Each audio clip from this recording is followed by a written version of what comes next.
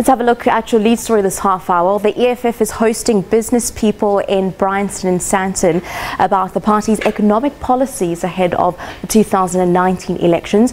Our reporter Abongile Dumako joins us now for more on this.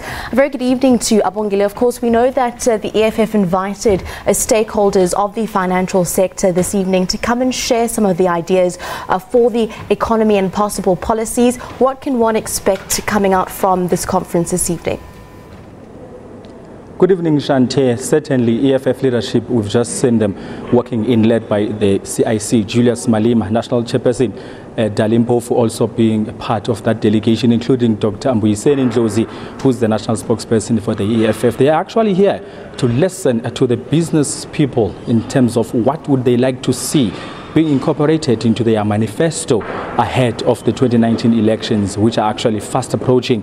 We've been told earlier on that this delegation or this leadership of the EFF is on a drive to actually go throughout the country, different sectors, different communities, including the LGBTI community. They were actually in Soweto yesterday meeting the elderly to actually get a sense of what is it that they would like to see being included on the list of promises that they want to put include them in their manifesto for the 2019 elections. But this evening, of course, Julius Malema will engage with the business people because, as they're saying, that the name of the party is Economic Freedom Fighters. They want actually to see a manifesto that will have a special focus on the economic development of the country, on how to further actually create jobs for the youth. In as far as making the point that at least in the midst of all the ups and downs that young people are facing, they can have a place to rely on when it comes to job creation, which will be the business sector, which is yet to actually deliberate on what they would like to see being included onto the manifesto of the EFF come next year